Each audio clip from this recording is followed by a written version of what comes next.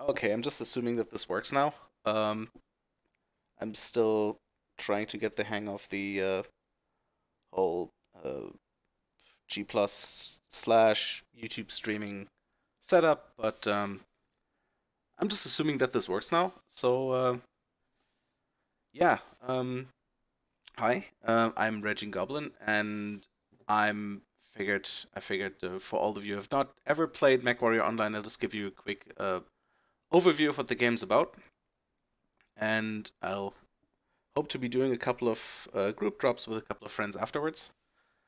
Um, okay, yeah, MechWarrior Online's basically a simulator of sorts, and the idea is that you're sitting in the cockpit of a ginormous battle mech, which is literally just a big robot. Um, the whole thing sort of is based on the BattleTech universe that's got a ton of lore in it that I'm not going to go into now because we'd be here all night. Um, but yeah, if you're interested in the whole backstory, check it out. But this is really just about the basically sitting in a big robot and shooting the crap out of other big robots with it. Um, yeah, where to start? So you can download the game from mwomercs.com. You need to make an account, otherwise it's free to play. Um, but yeah, this is one of those gaming models where if you want to have anything fancy, you likely have to pay a little bit of money. But they also have so developers they also sort of have these so-called events where they say if you play if you get so and so much damage within like the next few days in these particular mechs, you get some in-game currency or you get some thing that I don't know, like for example these decals they're from events like this. And you also get something like each time you play, you get something called C bills. That they're these things down here.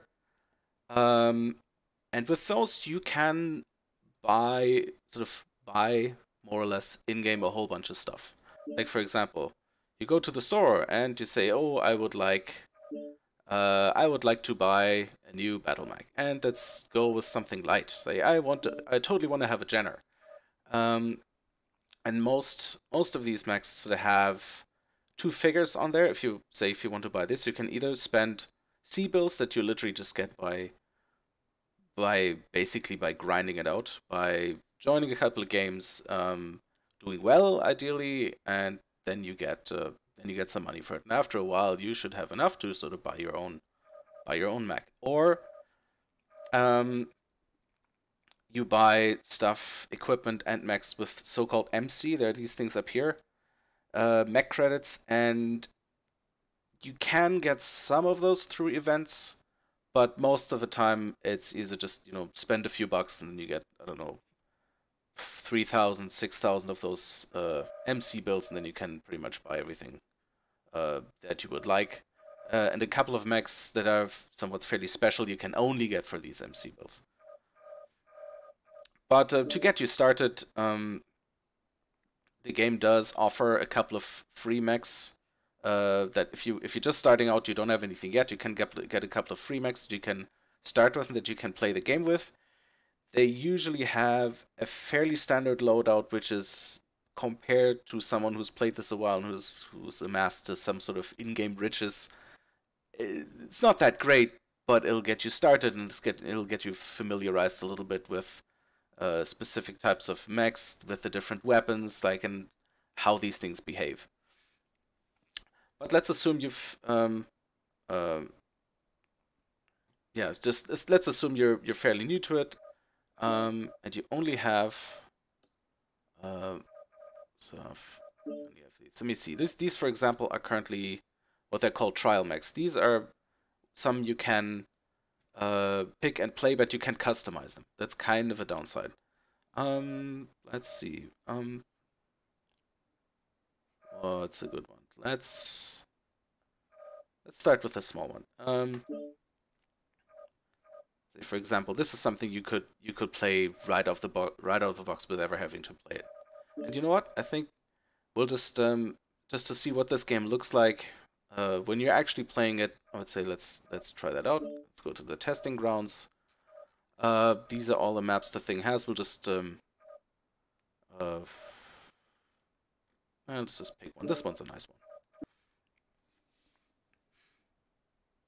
Yeah. Unfortunately, right now there is no single player mode. It's all multiplayer. There is a Mechwarrior. There's a game currently in development called Mechwarrior 5 that will be single player, and it looks pretty stunning from the videos I've seen so far. But yeah, it's gonna be out probably sometime next year. Okay, so here we are. We're sitting in the cockpit of this neat little fella called an Arctic cheetah, and this thing pretty much drives like a tank. You can sort of twist your torso left and right. You can look up and down. If you press a button, you can sort of even detach your arms. That's this kind of square. And yeah, basically, if you with the standard WASD loadout, if you hit W, you walk forward. A and D just makes the whole mech move left and right, and S is walk backwards. And independently of this, you can twist your torso, which you should absolutely do.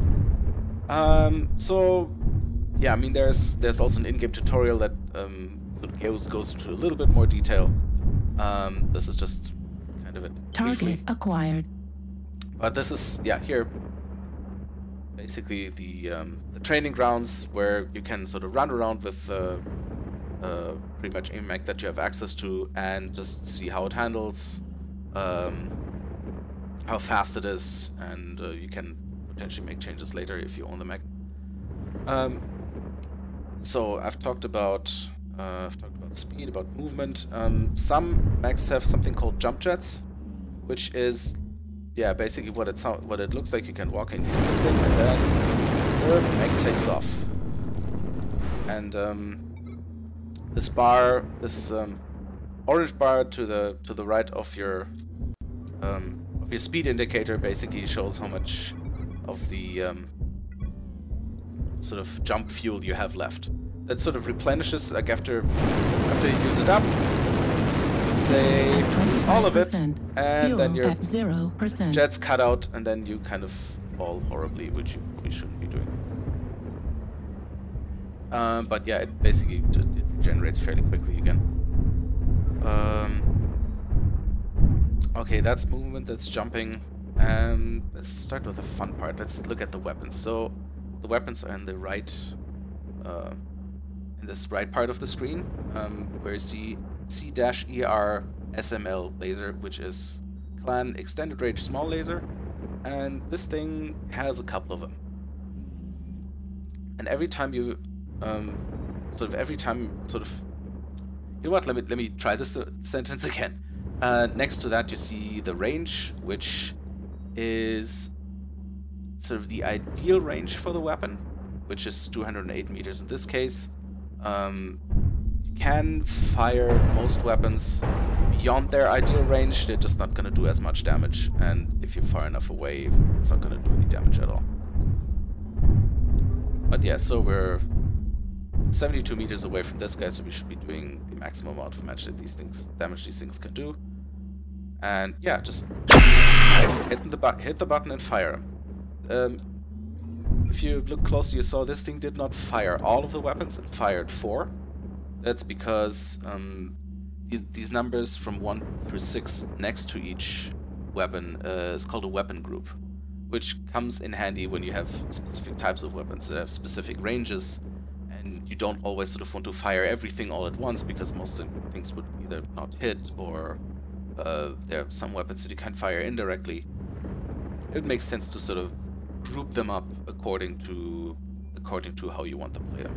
In this case, they were grouped up because if you fire all of weapons at once, they would in each weapon does generate heat, and there's something annoying that the developers put in called ghost heat, and that was to avoid people from voting too many weapons of the same kind. Which probably means I should also talk about heat. Heat is that red bar to the right of the radar, which currently sits idly at 5%, and if I fire the lasers, that shoots up a little bit. Now, if you saw this firing them once only takes like shoots it up to 26%. If I fire weapon group 2, that's only 2 lasers, that's a little bit less. The thing is, if I fire all of them together, then I would rack up quite a bit more heat than these weapons would have altogether. Or not. Okay, in this case it's not so bad. Yeah, okay. This is a fairly small mech, only has a few lasers, so you know, to kill this guy in front of us, we would need to hit it quite a few times. If you see in the top right, that's the damage indicator. Sort of the outlining of each component is sort of the state of the armor, and once you've done enough damage that armor will be useless as soon as you hit sort of an internal component, then you're starting to do real damage. So, for example, the left torso of the guy in front of us, we've stripped most of the armor away. So if we hit this 1 or 2 more times, this thing will actually pretty much blow up, and the arm connected to it's gonna fall off.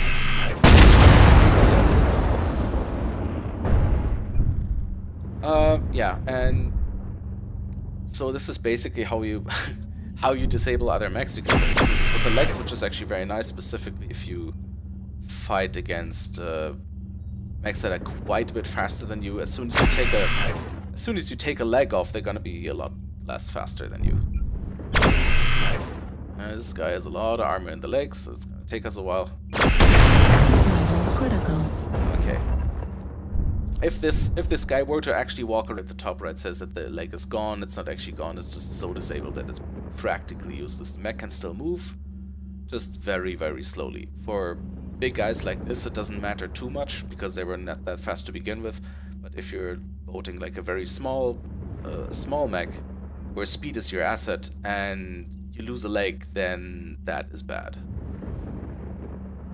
Okay, you might have noticed something else since I was firing. I actually got a warning because it was racking up too much heat. Let's fire this a couple more times. So what happens when you reach 100% your heat scale? Heat level critical. So you get a warning, and you fire this one too many times. Your mech will shut down, because the idea is, if your mech gets too hot, you will damage internal components. Of course, this is not something that you want to have happen while you're duking it out with some other guy. You can also override this. Engaged. But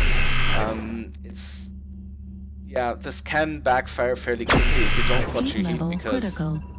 Say your mech's now not gonna shut down, but you will have basically no protection from any damage that heat would do to you. If you now look at our damage indicator in the bottom left, you see that the center and the right and the left torso actually have taken damage, and that is literally just from heat, because if you look at the outlining of these components, the armor is still green, so you weren't hit with anything there. Heat itself is also, I mean, almost every weapon generates heat. Heat is also influenced by the environment. So there are maps that have a fairly hot environmental temperature, which means you rack up heat a lot quicker and you don't dissipate heat as quickly. So I mean, it's the same thing. It's the same thing for everybody. It just means you need to potentially play your mech slightly differently on those maps. Stuff that also generates heat is jumping and walking around, though it's usually not as much. There's also a weapon in there called a flamer, which, as you might guess, will add quite a bit to the heat scale of the target you're shooting at. So on a hot map, when you're fighting someone who you've seen is running a lot of lasers, and you hit this guy with a flamer, then the guy either has the option of keep shooting and either shut down or blow up from too much heat, or he'll literally not be able to shoot, which is a lot of fun too. Okay, let's leave this.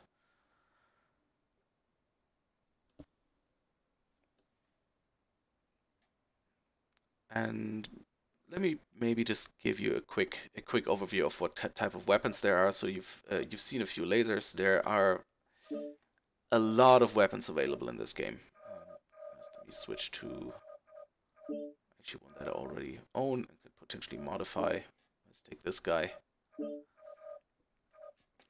So if you look at the weapons, there's a lot of them, and there are two factions in this game. One's called Inner Sphere, the other ones are called clans, and the available weapons differ slightly between the two. But there are a lot of weapons that are common. So this is, for example, an Inner Sphere mech, and you see these things. That's an AC2, which means an AC stands for autocannon, and the number behind it is sort of the size and the might of the projectile that this thing fires. So you get an AC2, which does not do a lot of damage on one shot. The advantage of this thing is it has a lot of range, and it doesn't generate a lot of heat when it fires. That sort of changes the further up you go. The AC20 punches big holes, but it doesn't have a huge amount of range, and it gets a little warmer. The LBX autocannons are sort of shotgun versions of the first ones. Instead of sort of one projectile, they fire a set of multiple projectiles, which spread the damage out a little bit over the target that you're hitting. While this is not great when you're firing at a target that's just that literally just walked out of the factory and that's brand new, because you're not doing damage to one component, but you're spreading the damage around. Makes it a little annoying to fight against those, but what it does, when you're hitting a mech that's already somewhat damaged, and you hit an exposed component, as in a component where the armor has been stripped away, this thing can wreak a lot of damage into components in that area. These are actually kind of fun. These are called rotary autocannons. There's only two of them, and this is basically a large Gatling gun. Both of them don't have a huge amount of range, but they're a lot of fun to drive, because they literally hit the enemy with a stream of bullets, and it's kind of disconcerting when you're sitting there walking along and someone hits you with this thing, and you literally just hear bang, bang, bang, bang, bang, bang against your armor. Ultra auger cannons are a little bit like this. They're sort of also varieties of the standard autocannons, but you can potentially fire them 2 or sometimes even 3 times in short succession, but they do have a tendency to jam. Jamming just means the weapon's not available for a while. That's traditionally a couple of seconds. When the weapon jams, it's not going to damage it, it just means you can't use it for a while. The Gauss rifle is sort of like a railgun. I don't know if you can see this here. I don't know how blurry this is, but these, compared to other weapons, these are very, very heavy. But they generate next to no heat and have a large range. And they also do quite a bit of damage, but firing them is a little more involved. Like when you put your finger down, this doesn't immediately fire, so it charges the gun, and then you have a small time window in which you can fire this thing, otherwise the charge will just dissipate, and then you have to do it again. It also sort of comes in 3 sizes: light Gauss rifle, the standard Gauss rifle, and heavy.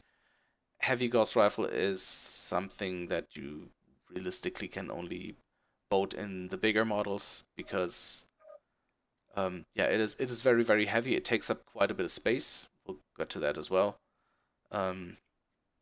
But yeah, it does not even, compared to the other Gauss rifles, doesn't even have a lot of range.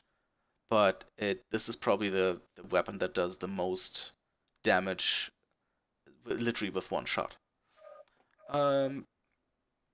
Yeah, machine gun is pretty much exactly what the name says. Also comes in 3 varieties: heavy, light, and regular.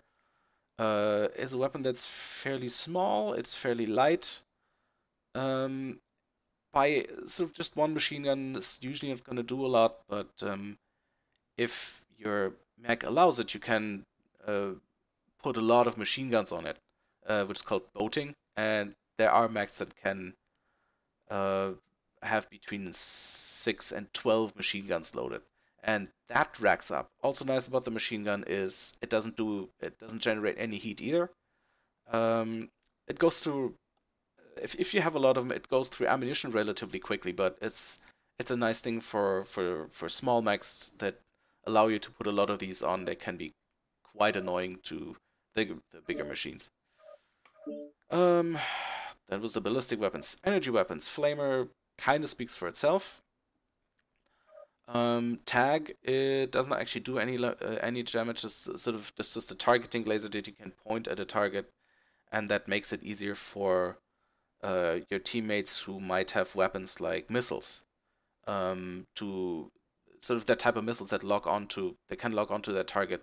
That will help them. You can also carry one for yourself. That also helps. But um, yeah, this is not that many mechs carry this thing unless you really have a purpose.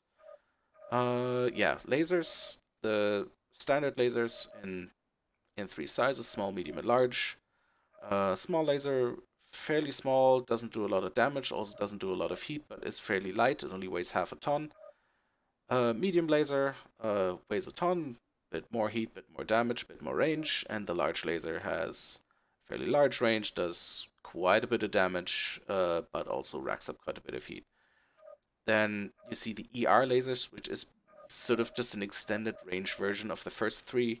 Um, don't do that much more damage, a little bit maybe, but definitely do more heat. But in exchange, you have quite a bit more range. Pulse lasers don't have as much range as the ER lasers. They do a little bit more damage though, and the idea is that while usually if you fire a laser, that laser will sort of send out a beam that persists for like 1 or 2 seconds.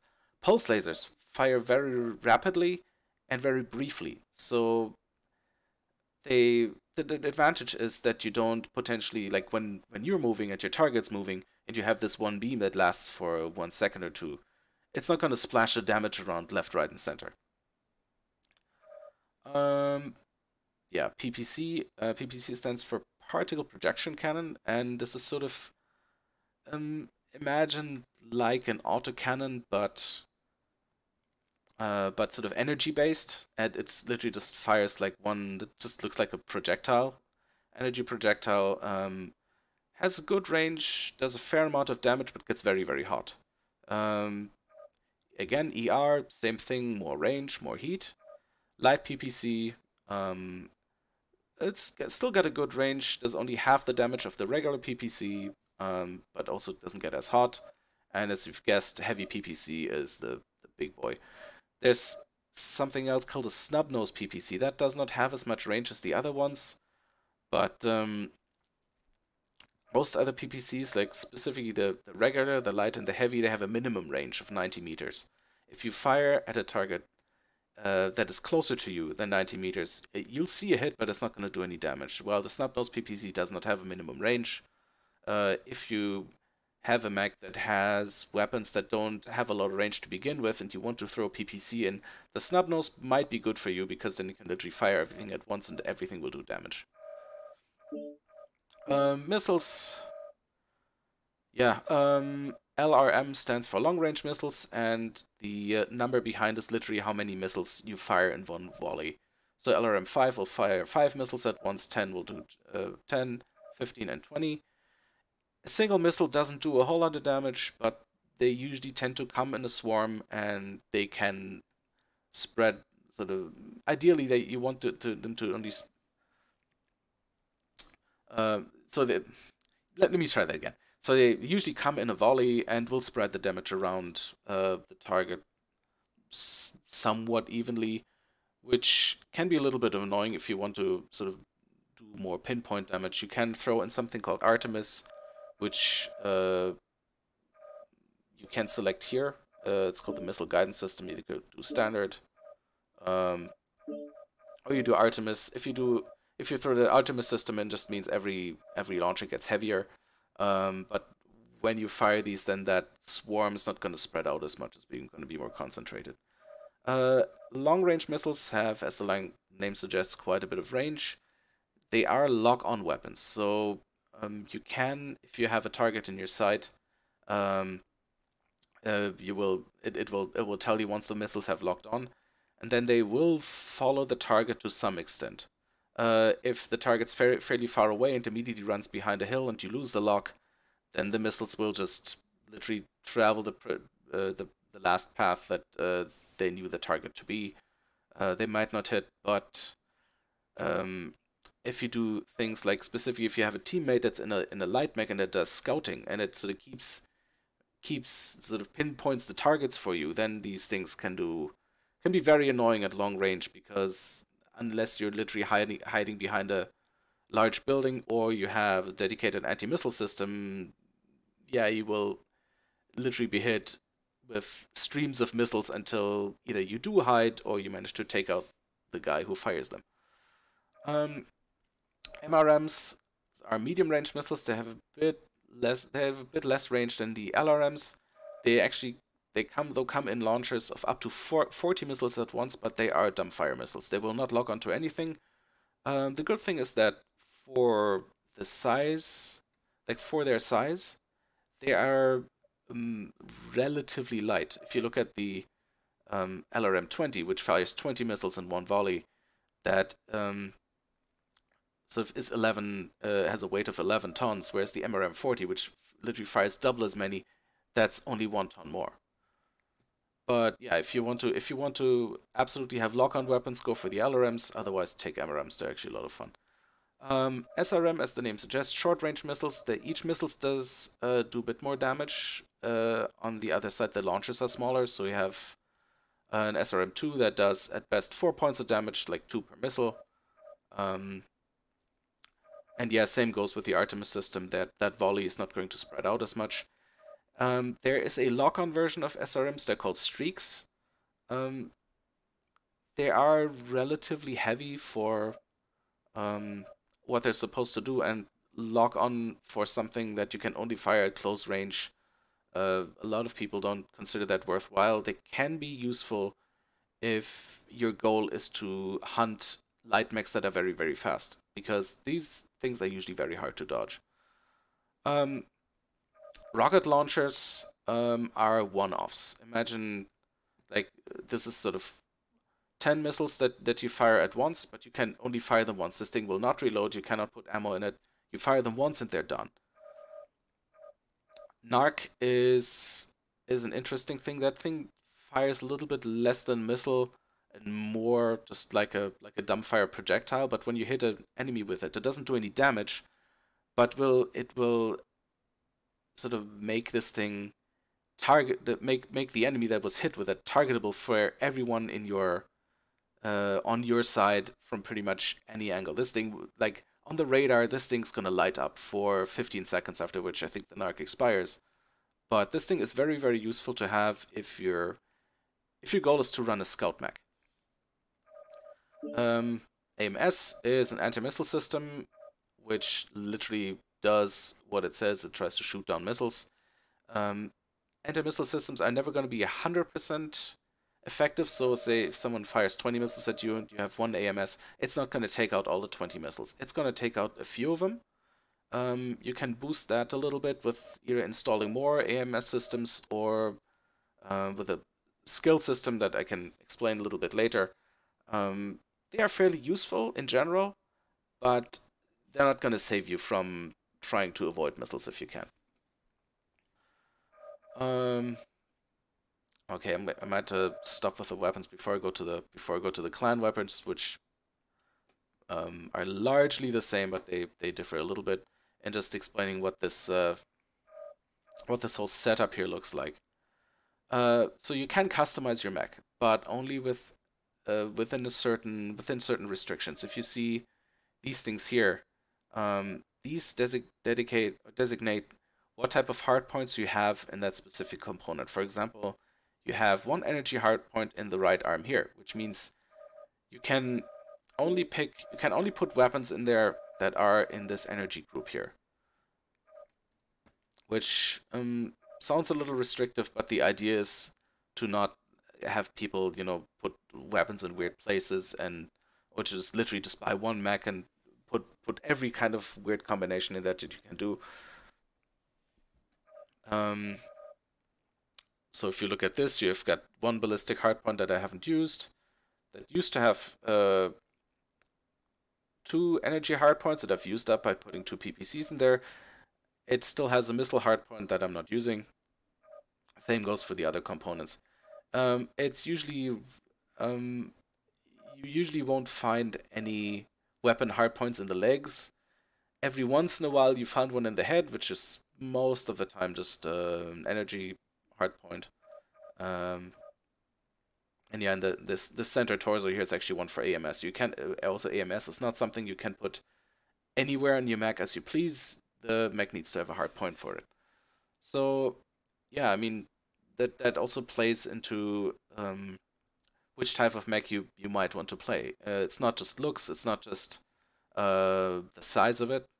It's also the weapon hardpoints. They kind of influence on which model you probably want to go for. Another thing to say you have a mech and you say that where you kind of have a plan. Okay, I want to put these type of weapons in there, and your hardpoints kind of allow you to do that. Then there's something else called slots. So you can, for example, I can put one. I can put one ballistic weapon in here and a couple of lasers. Say, okay, I want to have 2 PPCs and I want to put a heavy Gauss rifle in there. No, I can't. Even if I basically had the free tonnage to put it in there, as you see, this thing takes 11 slots, which means since every component only has 12 slots, the arms actually have a little bit less. Actually, the torsos have 12 if you take everything out. The arms have a few less because you usually have shoulder, upper and lower arm actuators. Sometimes you can even put a hand actuator in there if the machine allows it. The legs only have 2 each. The center torso only has 2 each. So the heavy Gauss rifle, for example, is something that you could only put in the torsos if you have an ballistic hardpoint, and if you sort of go for an engine, which is just supposed to be a fusion reactor. That sort of does not take up any additional space. So this is something that also restricts you quite a bit. And then there's of course the tonnage. For example, if I strip this mech down, say no equipment, no consumables, say the armor there, and the cockpit items, then it looks like this. And then I'm only using 17 tons of a maximum of 70, which is great. But right now, aside from armor, there's nothing in there. There's no engine in there. Once you put all of that stuff in, it becomes a balancing act. You need to balance available slots versus tonnage versus available hardpoints. There are a few methods to sort of trade one thing for the other. Say you have you're running low on tonnage, but you've got plenty of slots left, and can say, okay, I'd say I want armor in there that takes up a couple of extra slots, but that only weighs half as much for the same amount of armor points. You can say, okay, I want fibrous armor, and bam, you've got 14 slots less, but you gained, well, in this case, only 1.4 tons, so it's probably not worth doing. Let's reset this. So yeah, it kind of becomes a balancing act, and if you look at say the trial mechs that are there, you can usually see that these are not the most high-tech things that are there. I mean, for example, here, they will all have their tonnage maxed out, but yeah, for example, this thing is running a standard engine, which also means, for example, if you... Oh no, it's actually running an XL engine, sorry. But say, oh, I want more slots, so that doesn't work. Then I need a standard engine, which doesn't work. Just scale that down a little bit.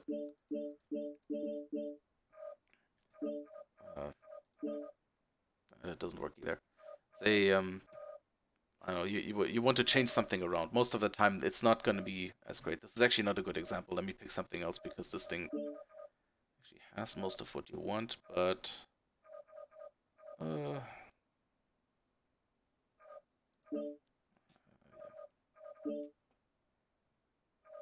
yeah, trial mech, you can change it, yada yada. This thing, for example, you have 10 slots left, but no tonnage. You could say, well, I've got 10 slots, what am I going to do with it? You could go for light ferrofibrous armor, which costs you 7 slots, but it gives you some tonnage back. You've got plenty left. You could, for example, switch to this. Now you only have 3 slots left, but you've got almost a whole ton to put something in. For example, you could spend half a ton and put more ammunition in here, stuff like this.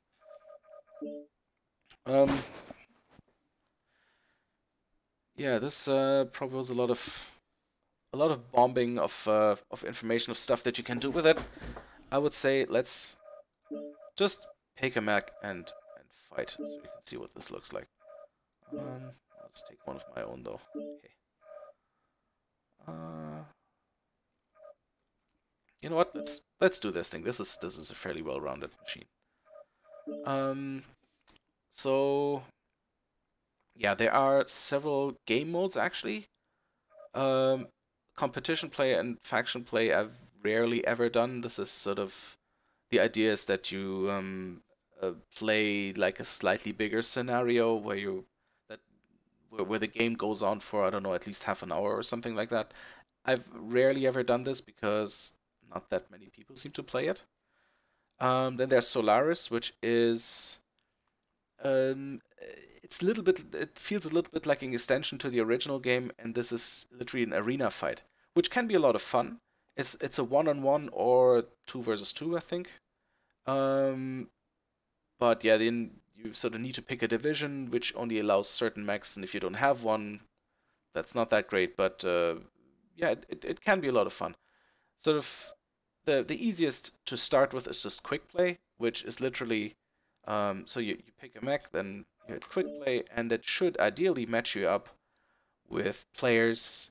It should sort of build teams where the teams have, and that's basically it's kind of a voting system. I like this map, and you can pick a game mode.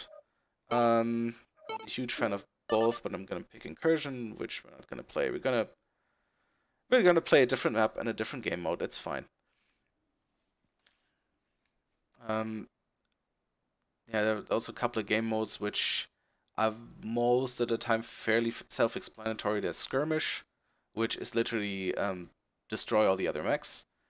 And then there's this thing, which is Conquest, which means there are certain sort of resource points spread out over the map, and you need to capture them, and they give you points. Like each second, the more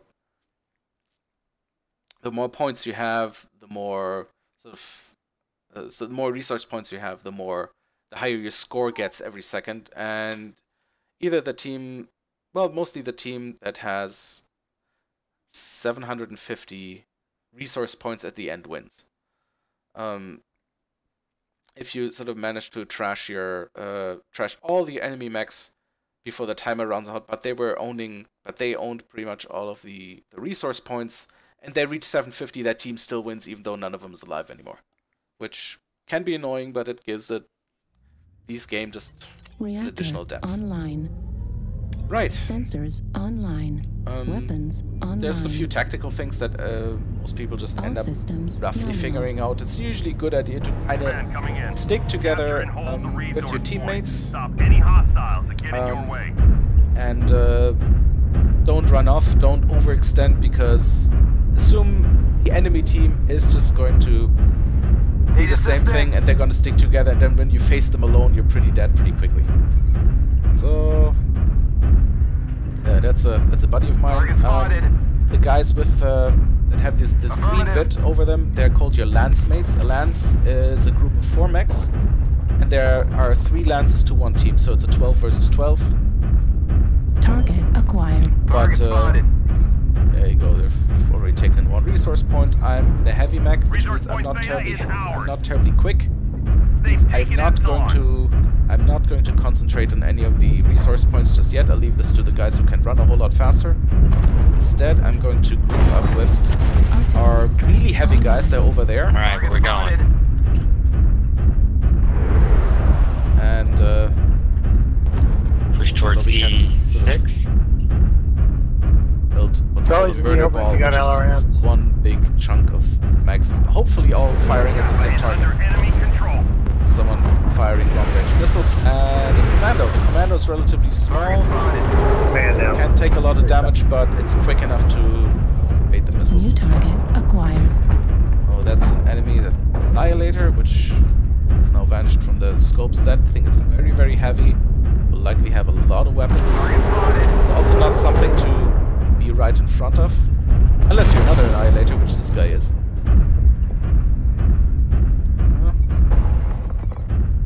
Okay. I could go there, but it seems the team is not going there either, so... We don't want to go down that bottleneck. Get crushed. Yeah. Keep going on out to D6. Theta is controlled by the enemy. That map in the center has grids and grid designations in it. The guys just said we should go to D6, which we are now heading for. Not exactly sure if this is the best idea because I don't see any enemies there. Where are they? Yep. There are a bunch of LRM boats. I just got Target spotted. marked and destroyed. So the mech I'm running has an AC-20 and 2 snub-nose PPCs. Alright, let's They're charge kind of in nice there and because take they out all the have the same range. go. Downside is the two PPCs, they get a little bit hot, and specifically this map is one of the warmer ones, so we need to watch our heat a little bit. Let's zoom in, see if we can find anything. New target. Yeah, that was good. Oh, Hit for Theta. run into this guy. Push. We're right behind you, Annihilator. He's not a hit.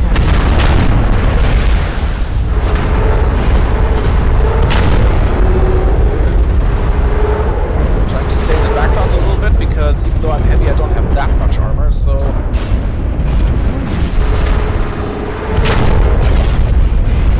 Okay. See, this is...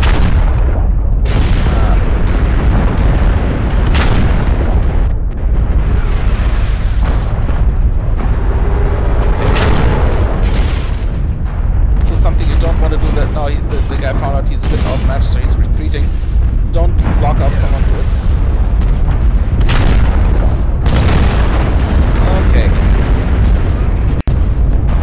Called for an airstrike, that's not good either. Can't do that. Uh-oh. I shot off one of my arms, but I don't have any weapons in the arms.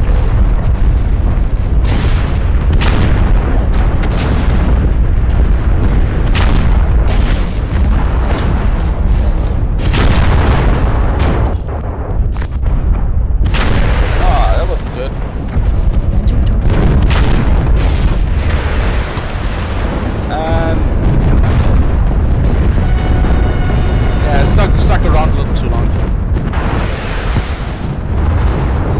Oh well. So if you look at the top here, the enemy team is racking up a lot more resource points than we do right now. We don't own any of the resource points. They already have taken out 9 of our 12 mechs, while we have taken out only 4 of theirs, so this looks like it's a game that we're not going to come back from either way. But yeah, once you're dead, you can spectate all your teammates and see what they're doing. Yeah, he's gonna get swarmed. You see it, like, yeah, I said the torso was already very red, so last and there's only one guy remaining, and that was it.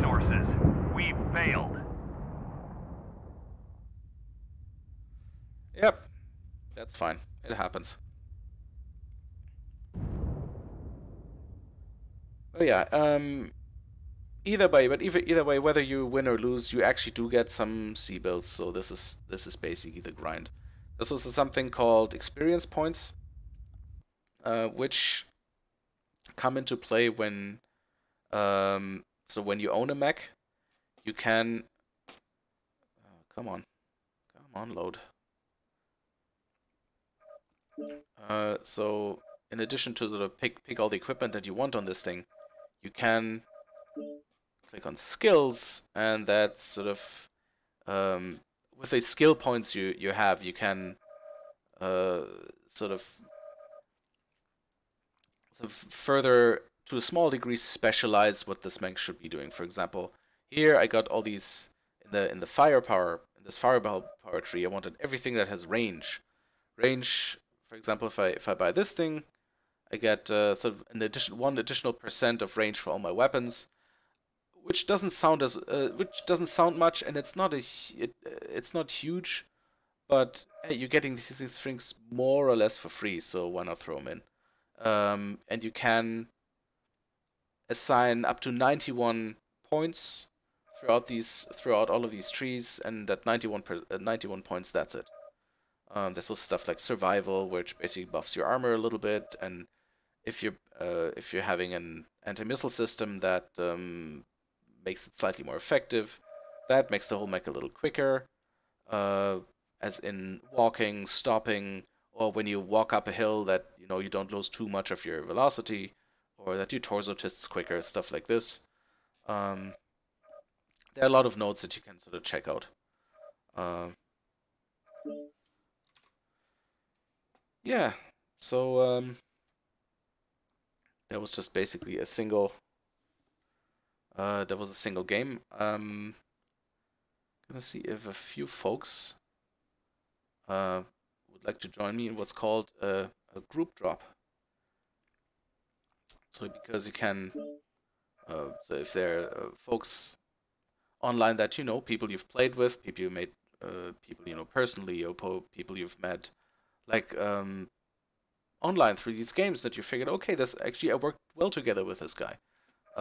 Just add him as a friend, and then you can sort of create a group, and you can invite people to it, and then you can do what's called a group drop, as in people will join that group, and then you say you would like to sort of join a game, and then the matchmaker will try to put you in a game sort of together as a group, or as part of, they will put you on the same side in the same game.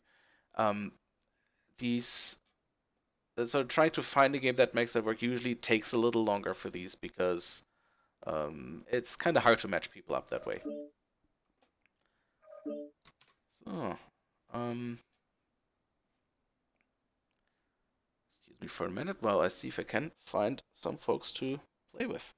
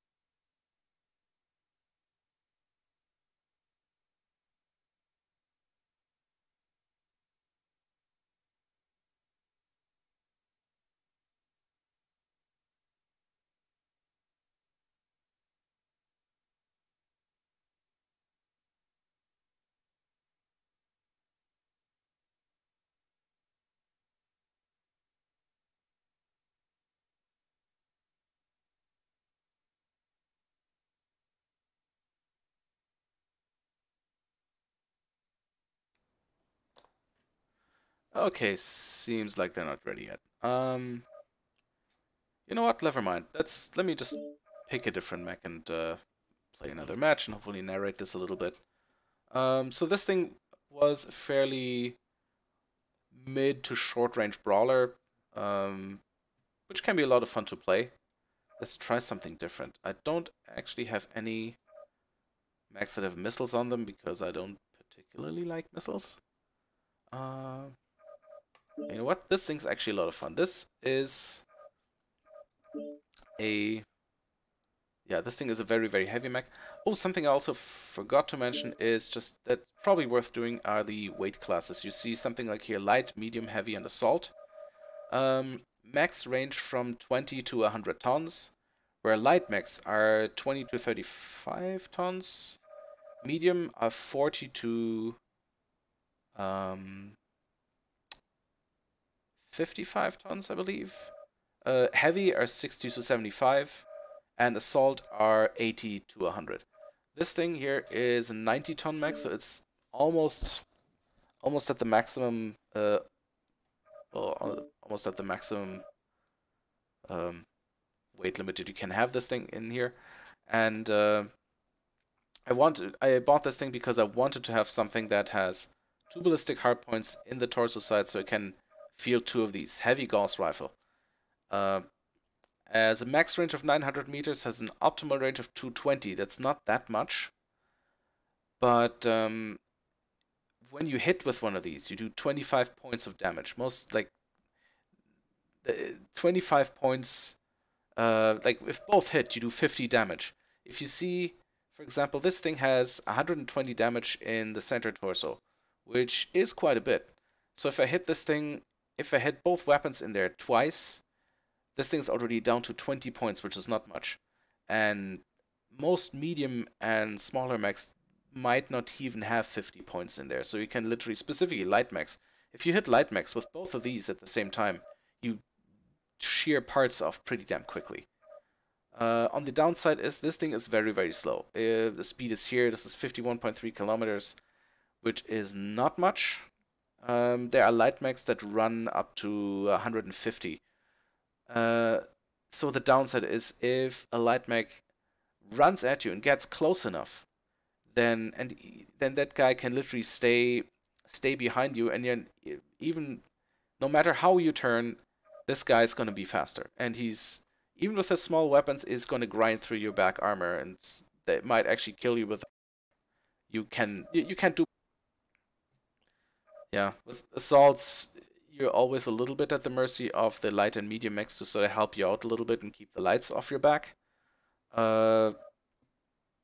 But yeah, in the sort of at the other end, you're one of the mechs that has the most armor, so you're kind of expected to be going to the front and absorb most of the damage, which is called sharing armor, and this is something you should be doing. I mean, if you're the front, you get heavily damaged, but you can still fight, then there's no shame to fall back to second line, but ultimately don't go hiding in the back of the line with an assault mech. That's not what they work very well with this mech. There are other maps that don't work at all. For example, this map is very open, very wide, doesn't have a lot of places to hide. This is not good for the build that I have because I don't have a lot of range. So I need to get close to the max, and at these maps that are so open, anyone with longer range weapon is just basically going to try and keep me at a distance, and there's not that much I can do about it. Then again, Tourmaline Desert, this is actually the map we were just on, so there you go. It's not as bad because there are a few more places where you can sort of hide, which is great if you have a lot of max boating missiles on the other end, because they will just shoot their missiles at a distance, and they don't even need to do a lot of aiming for it. So if you can sort of try to get close while literally walking from cover to cover, so much the better. So yeah, this is actually the same map we were on earlier, Tourmaline Desert. The game mode is Assault, which is a little different. So each team has a base, so to speak, and the goal is to either destroy all the enemies or to walk over to the enemy base and literally stand in there for a couple of minutes to sort of capture the base, which most of the time people don't really do. This is it can be sort of a last tactical move from the enemy team, but it takes so long to capture an enemy base, specifically if you're just one mech, that most of the time it's just trying to take out the enemy team is easier, and most of the time a lot more fun too. All systems nominal. So there we go. On drop. There we go. And they dropped me off facing the wrong direction, but that's usually the case. So yeah, weaponry, 2 heavy Gauss rifles, as I've mentioned, and 4 extended range medium lasers. They do have a little bit more range than the Gauss rifle, but these are not the main weapons. They don't do that much damage compared to the Gauss rifle. So these are the weapons we want to Oh, you guys ran away. Oh, he's on. Here I come now. Come on, King Crab, move. Yeah. I'm not going to follow the King Crab. I'm trying to stay with this guy in front. That's an Annihilator. That's a 100-ton mech. Very slow, but very hard to kill. Online. Okay, they're firing at someone at long range. Yeah, they could fire, but I'm not gonna hit anything. Let's see.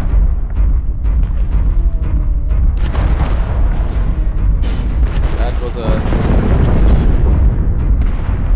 These blue bolts flying, these are particle cannons. This ECM bit you see above that guy means he's sporting an ECM module, which is short for electronic countermeasures, which renders him basically disappears from the radar of the enemy team up until a certain range, which is very useful if you're fighting a lot of teams with a lot of missiles, because then they can target you. Target spotted. So it's not good because we're currently fighting at range and I don't have any. So I'll just go with the Annihilator. New target acquired. Another Annihilator right there. Acquired. Move. And Someone's going towards Fox 7. oh, well that wasn't good. Hey, someone managed to drill through my sword torso armor. They haven't done any damage yet. What I'm a little bit worried about about here is that I've got the heavy pulse rifles in the side torsos, and these are basically railguns, so they use sort of magnetic field to propel sort of solid slugs towards their target, which means if the ammunition is hit of these, the ammunition is not going to explode, but the Gauss rifle is set up that it holds such a big charge that if this thing gets hit, this thing blows up quite spectacularly. Yeah, you're down. it's kind of annoying. We're having a hard time getting in range.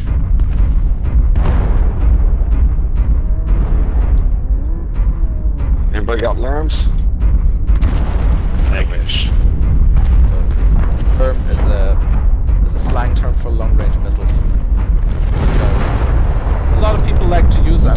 I'm not a fan because I think they're a little bit cheap. So it's an Atlas, 100 tons of nastiness. Atlas and Annihilator around that corner. Be careful. So the Gauss rifles, they do need to be charged, and then you have about 2 seconds or so in which you can release the gun.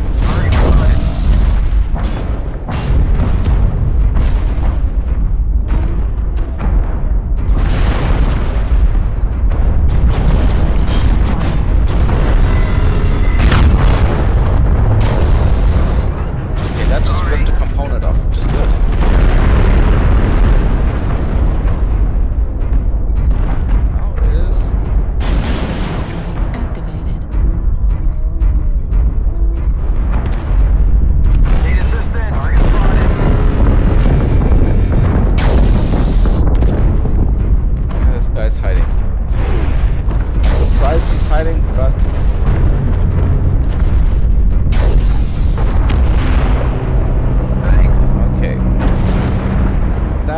Now they're trying to fall into our backs, but my team saw that early enough, so I hope that this Atlas is not going to regret this. Yeah.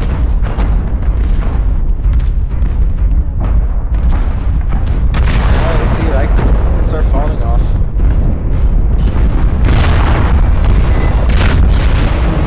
And I got the kill. So kills in the game, I mean, they're kind of a nice thing for your statistics, but kills are most of the time shared. So it's a shared effort. Now we're not exactly sure where to go. That's not too good. I think I'll go up here and help. Just no assaults up here. What's even money-wise, kill gets you 3,000 seagulls extra. yeah. That's not that much. What is good is something called kill most damage dealt, which basically means Come on, Krabby. Get a him. mech that was killed, not necessarily by you, but of all the damage this thing took, you took the most of it. Acquired. That is a bad. And it's a miss.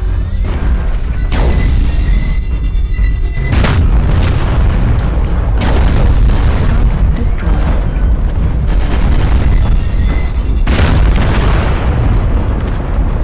It's a huntsman.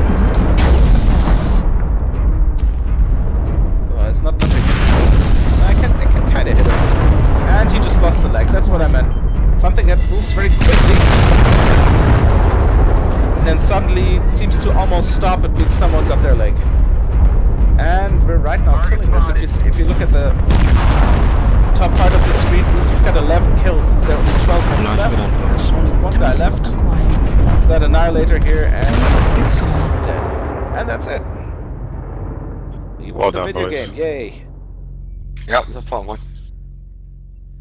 Let's say GG, which stands for good game, because yeah, it was reasonably well done by all.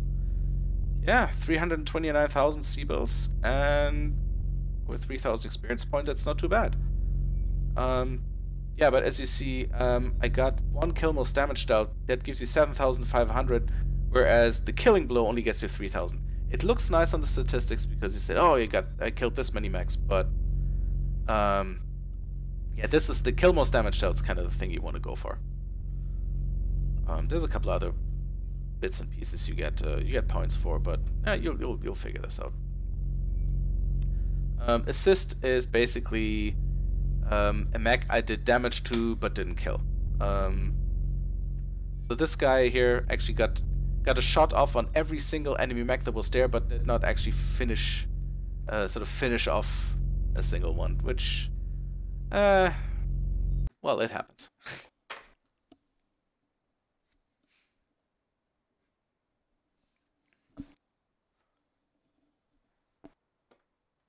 So yeah, whether or not you like to sort of drive an assault mech that has a lot of armor, has a lot of really powerful weapons, but is very slow, or if you would rather have something that's very quick, very light, very nimble, but is not necessarily as doesn't necessarily do as much damage.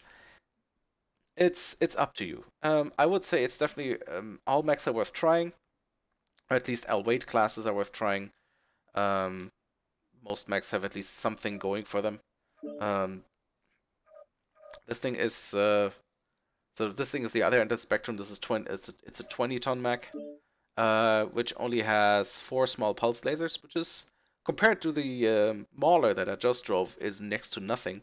But this thing is really quick. And let's just have a quick look at the loadout. It has Guardian ECM, which means it's really hard to target for the enemy team. So I can almost sneak up. I can almost just sneak up on the team. I can do scouting runs, and even so later when the fight starts, I can try and go in and either just run around the enemy and fire at them and hope they don't kill me. Or if I find sort of a lone assault mech that is, well, basically very, very slow, I can also just try and kill him myself by trying to stay in his back, trying to hit the rear center torso, and ultimately take him out. Just make sure you don't get hit.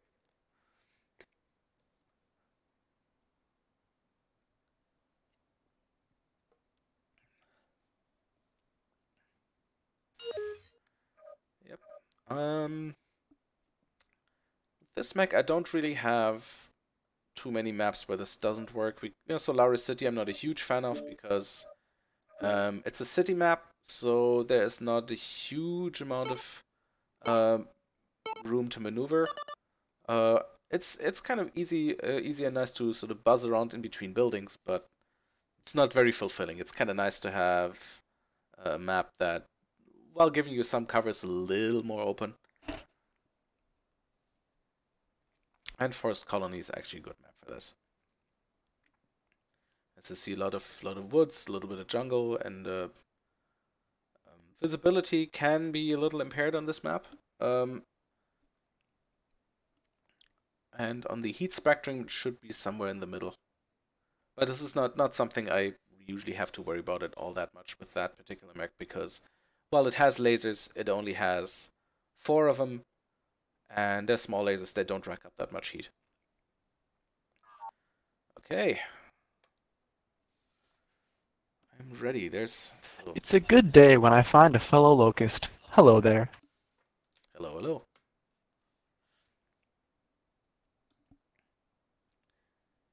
One thing that Mechwarrior Online also has going for it, in my opinion, is the community. Like, with a lot of online games, the community can get sort of a little bit abrasive.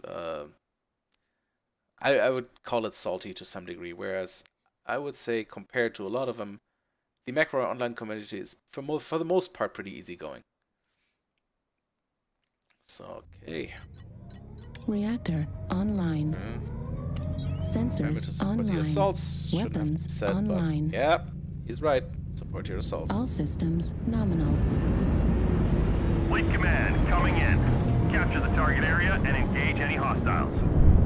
So you can see this thing hauls compared to the Mauler from earlier. This thing's very, very quick. Oh yeah, a new game, different game out. This one's called Domination. As you can see on the map, in the center there's this yellow, this big yellow circle, and the point is to be in that yellow circle and not have the enemy in that yellow circle. Oh yeah, they're already there. Basically, if you manage to do that for 60 seconds, you win. But as soon as basically both you and the enemy are somewhere in that circle, the timer stops. So... Which actually, this is a game mode I kind of like, because it sort of draws people roughly to the same area, and there's not a lot of hiding. There's not a lot of walking around. Artillery strike online. Oh, I'm just running around here. Since we have someone in the circle, I might actually run around a little more and see where enemies are coming from. Maybe give our mechs a target or two. There's nothing. There's this one Target guy. acquired. Presumably something light. Who's there early? New target acquired. One or two more. Let me see. So while I'm doing this, I need to make sure that they don't see me, because this is a light mech. This cannot take a lot of punishment. New target acquired. There's a guy. That is a blood asp. Oops. A lot of lasers. A lot of lasers.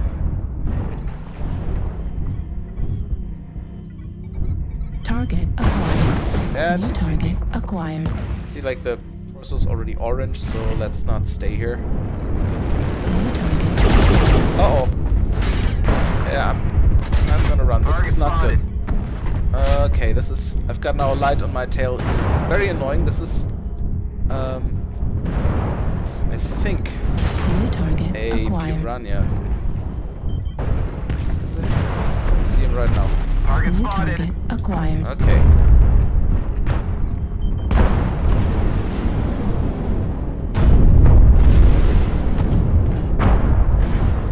New target acquired. Centurion. I can...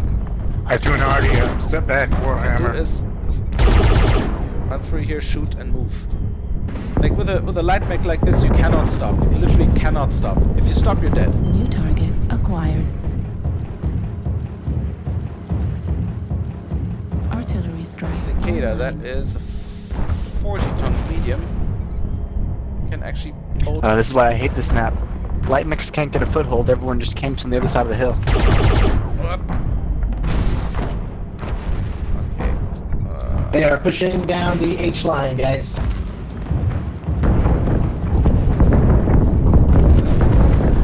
We need to stop backing up. Artillery strike activated. So, this is something I'll go to back... I'll go to later. It's called an artillery strike. Center That, torso critical damage. someone in my back is hitting me. So yeah, gonna be chicken. I'll run back to the safe harbor of my friends. New target acquired. Target spotted. It's not something I see a lot. New target acquired.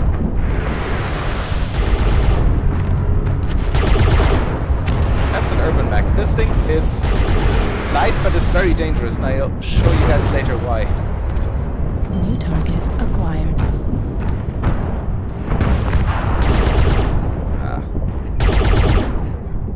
It doesn't have a lot of range, this New thing. target acquired.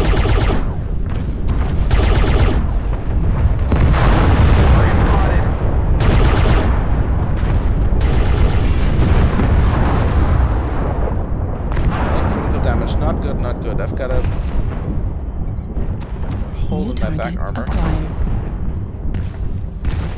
Target I'm spotted. actually doing okay. We've got 5 kills, they've got 3.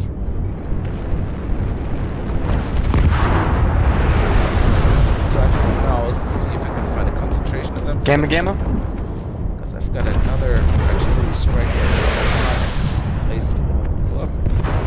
New target. Good. Target destroyed. Nice job, Cicada. Artillery strike activated. Okay, it's another artillery strike, and I'm out of here. Not. Target acquired. Ooh, I managed to get a kill. Command is happy Good job, to team. won. Good job. Wow. and achievements on the surface. I might have accidentally done some team damage with that artillery strike just there, because I set it, and it usually takes a few seconds for the explosions to happen, and yeah, when one of my friends walks in. Just was one. That wasn't too bad. 225 damage is not bad for a light mech. I mean, most of the damage likely came from the artillery strikes, but that's worth something. Yeah. Oh my, the guy in the other locus actually did quite a bit more damage. This is impressive. Yeah, these things, most of the time you don't do a lot of damage with them, but they can be deadly, given the right circumstances. Of course, the game can be over quite a bit earlier too, if you get spotted and someone hits you with, say, a Gauss rifle or a big autocannon or so. Or the first thing that they hit is your leg and the leg falls off, then yeah, that'll be the end of that too. So I mentioned earlier the urban mech and why this thing is dangerous. The urban mech is a light mech. It's only 30 tons.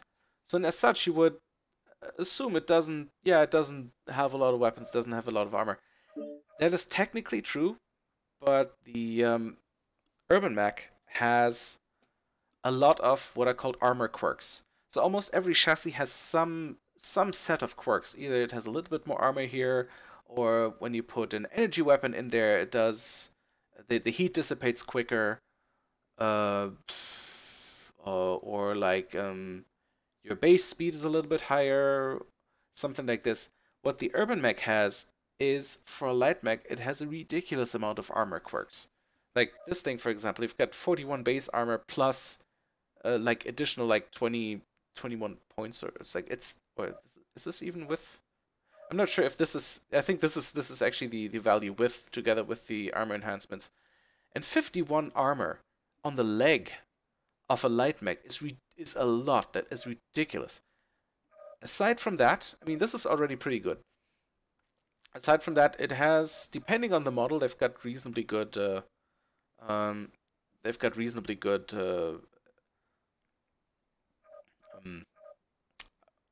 Hard points.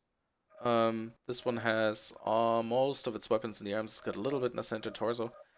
But even aside from that, that's not it. Sorry. Aside from that, there's something else that these things have. These things can do. And while... let's just do that.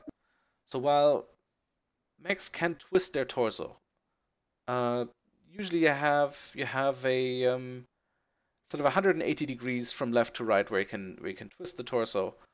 With some quirks, you can maybe enhance this a little bit more. You can do a little bit more.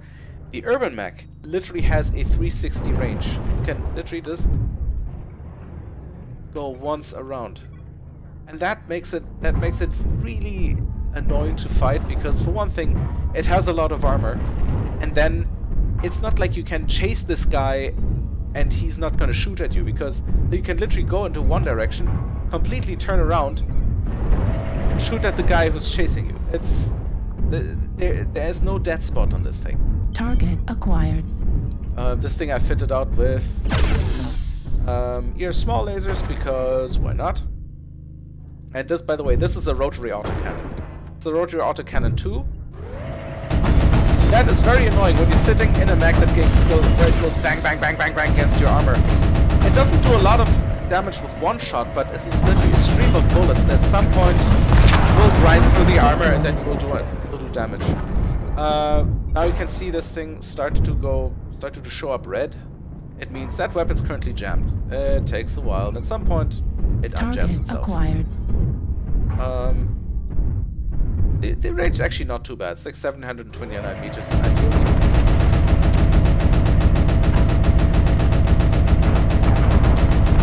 Of course, these are enemies that are standing still. So in a I mean, this is in a regular game. This is still not a mech that you should, position yourself in front of an annihilator and assume your armor is going to protect you from that guy. But you can take quite a bit of punishment, and it's a fantastic mech to just be an annoying little bastard in the battlefield.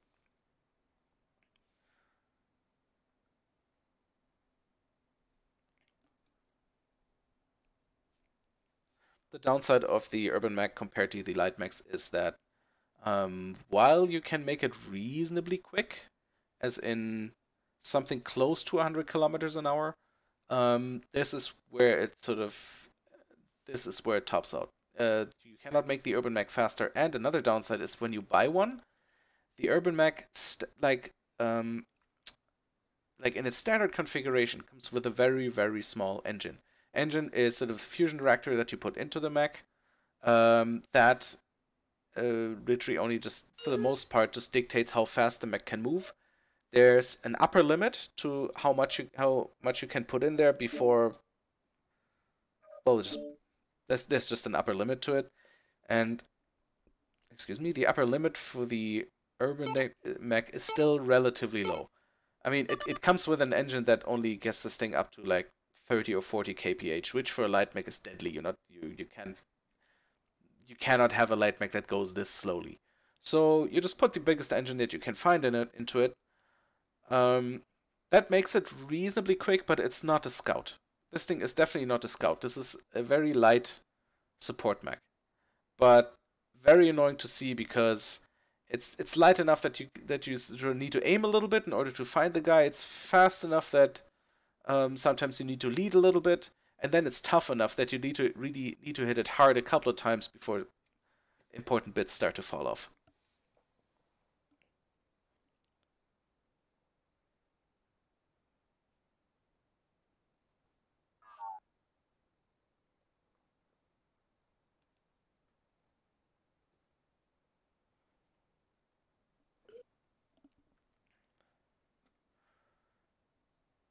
And there's another urban mech. So the mech names here, they use the sort of short name designations. UM stands for urban mech. There's another guy who runs an RS-60L, which is a fairly standard build. I'm running a what's called a hero variant, which is you need these, Baby true. Online. You need these MCs to buy, but this thing is nominal. Yeah, it has a few additional quirks. Plus, it has kind of one nice feature that actually doesn't do anything for you game-wise, but it looks funny if you look on the outside. It has a cop siren. I can even turn this thing on.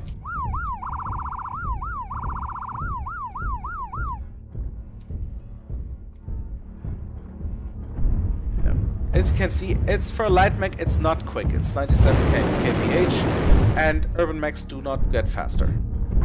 But it's alright. So let's see. Oh yeah, that game mode is skirmish, which just literally means clobber the enemy team. That's it. They've got two guys here walking walked into this, which is called the saddle, which can be a choke point, but most of our guys seem to be Contacting the path. oh crap. Okay, we're splitting up. That's not good. Target spotted. I can still reposition myself relatively fast compared to the other team, so I'm just We're gonna get wrecked. Yeah, I think he's right. Let's see. Alright guys, the pass, probably time to pull back.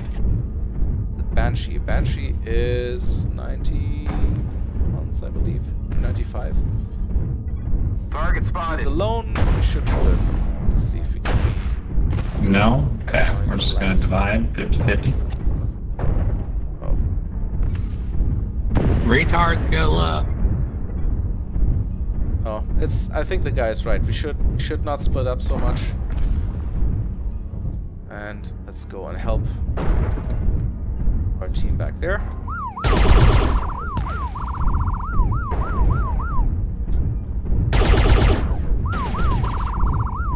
Okay. Okay, I'm running away. Running away. Yeah, I think the guys in the saddle they got Okay, shot at. we're gonna step up the pressure on the right side then. We're gonna lose this rat. Okay. So, okay, they're firing a lot of missiles. Let's see how this goes. This is a tunnel which can be a little bit dangerous because it's very confined. We You can't are really all wanna going run to away all die. that quickly, but there's a Banshee going in there which is very, very heavy, so this guy's Because cover. we're on the special team. I mean, someday we will. What's your point? Target acquired.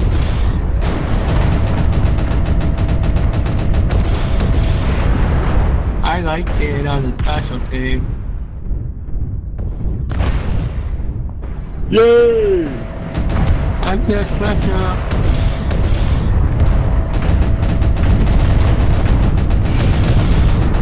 Sorry. This is not doing anyone any good. I'm gonna get out of here. New target acquired.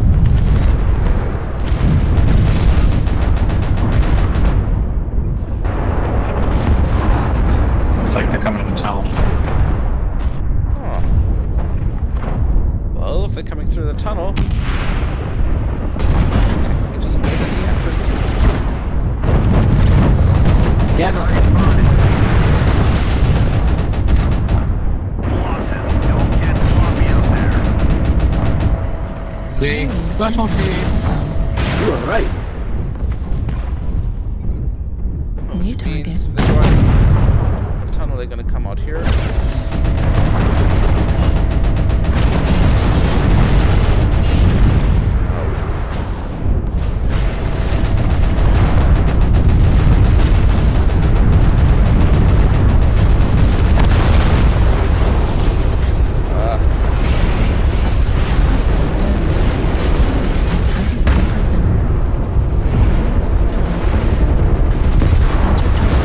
That's not good. I lost the leg.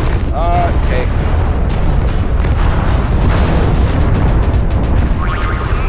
Yeah. I got caught in a bad spot. That wasn't gonna work. Hey. Yeah. They've already killed 6 of ours. We killed 1 of theirs.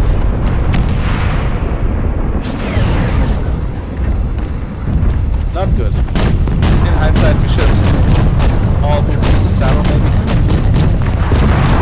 The enemies are eliminated. We're taking critical losses. We need you to pull through. New target acquired. Yeah. Missiles is gonna. It's not gonna save.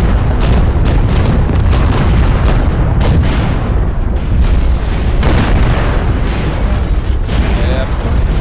Lost a lot of weapons. These are machine guns.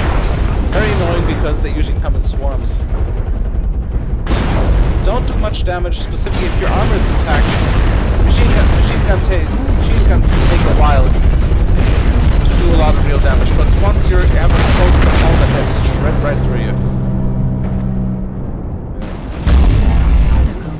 Right. Control the surface. Can anyone read?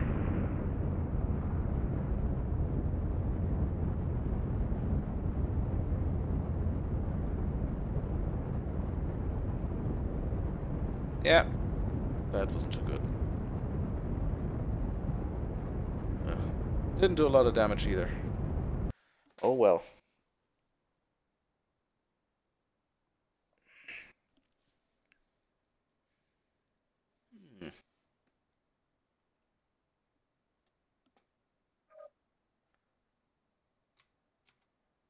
Right, let's see if we can find anyone to play with. Excuse me for a minute.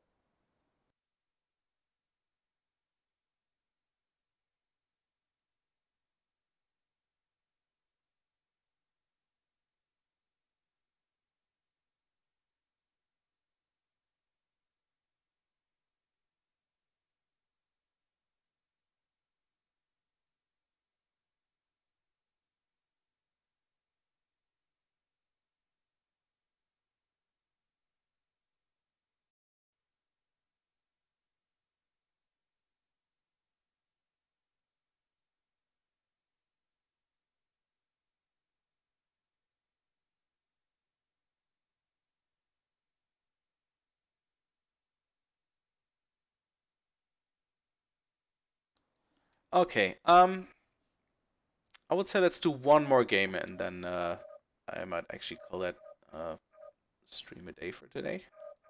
Because I think we're not gonna do group drops today, I think not. Unless I hear otherwise. My group drops are usually a little more fun. So, let's see, something I haven't used yet, and that kind of makes sense to get out.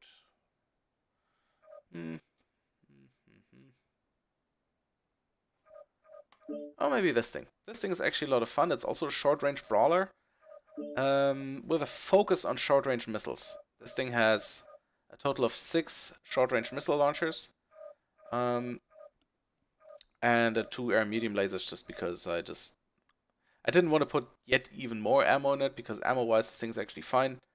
And yeah, just 2 energy weapons in case I run out of ammo after all. By the way, this is the indicator that just informs you about the thing called Ghost Heat that I mentioned earlier.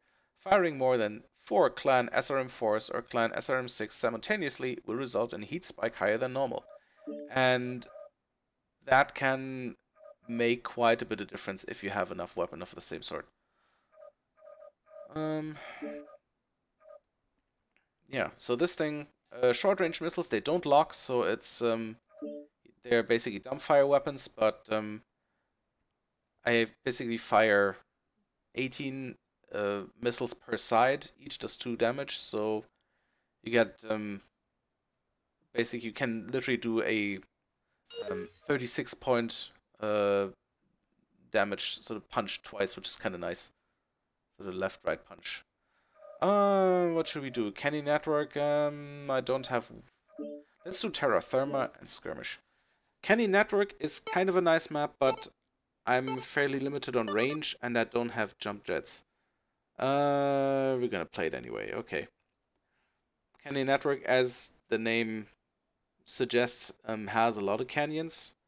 It really helps in this map if you have jump jets. My mech does not have jump jets.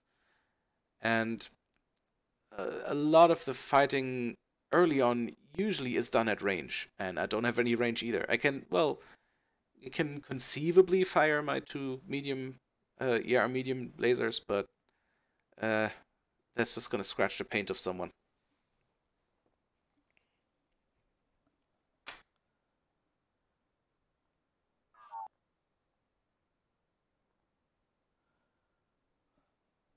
I was looking at the live chat. Taladern says, the game does not want to be installed as fighting me at every turn. Yes, it does that. Unfortunately, as nice as it looks, the installer of MWO is really bad. As in, it'll download, it'll tell you it downloaded everything, and then it'll unpack it and says, oh, that checksum is incorrect.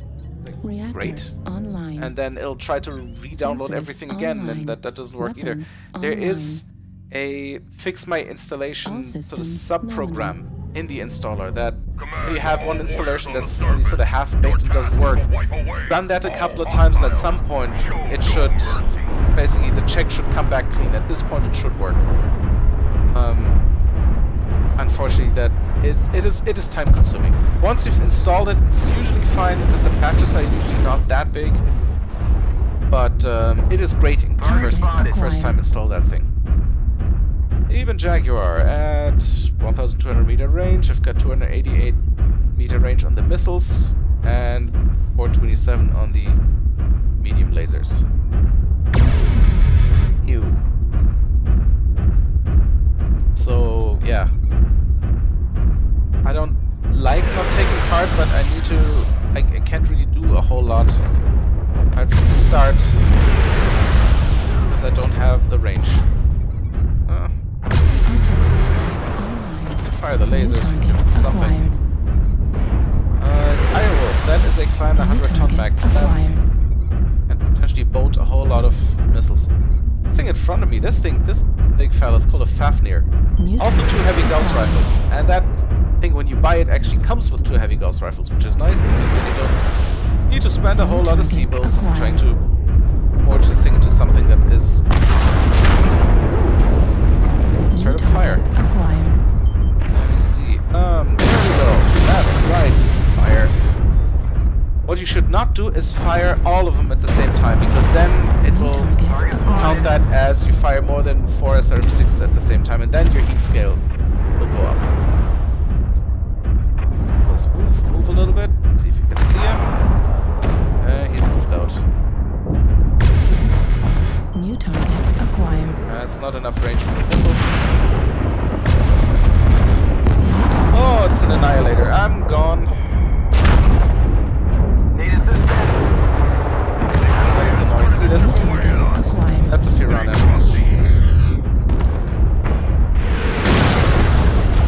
Warning, incoming missile.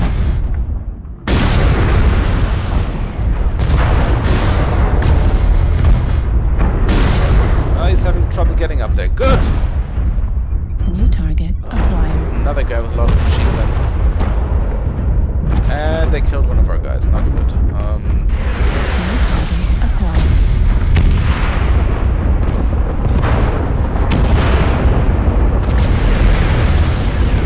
New target acquired. This is something actually also I should not be doing. It's called chasing the squirrel. As in, there are bigger targets that are probably better suited to fire on. New target. Left arm critical damage. Yeah. That's fine. I don't have much in the arms of that. When you're getting shot at like this, it's a good idea to sort of wiggle your nose around a little bit, because specifically if they're firing at you with lasers, they'll spread the damage around a little bit.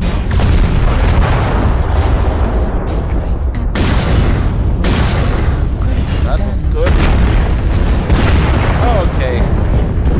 Just lost half my torso.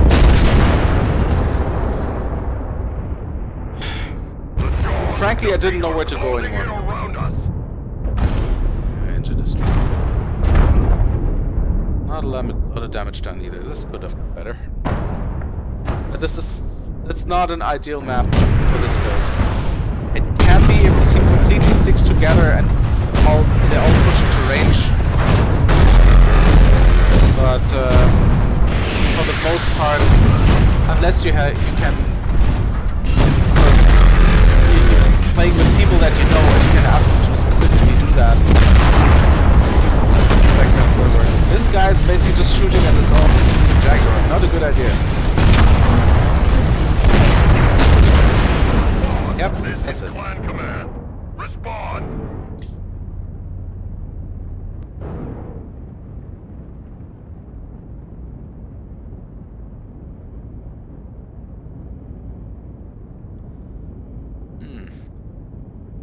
Yep, don't chase the scouts. That's what's called chasing the squirrel, and I kind of got suckered into it.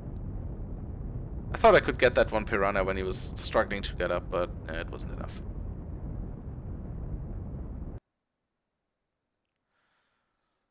Alright, yeah, I don't know, it doesn't look like anyone's gonna join me for a group drop today, but hopefully next time. And yeah, guys, I hope I can maybe motivate a few more people to play it, because specifically when you can sort of organize yourself a little bit with other folks on the same team, it is quite a bit of fun. Quick play is it's very hit and miss. Sometimes stuff goes really well, specifically when you have one person that sort of takes command a little bit and says like, guys, stick together, let's go there, let's fire at this guy, let's fire at this guy. And so if people actually do it, then the effectiveness of your own team increases dramatically. And this is usually the case when you play with people that you know anyway, because you can quickly agree on a tactic, you can stick together, you can back each other up, and it makes a massive difference. But yeah, I mean, quick play, even if you lose, it still it can still be fun. A so-called stomp is when you lose like 12-1 or 12-2 or 12-0. That's usually less fun because it means the other team could organize very well and could just beat the ever-living crap out of you. And yeah, it's not fun, but it happens. But then again, you play again, and then you're on the team that beats the ever-living crap off someone else. Then it's a lot more fun. Okay. Right. I think I'm gonna sign off now. First stream. I hope it wasn't too boring. Yeah.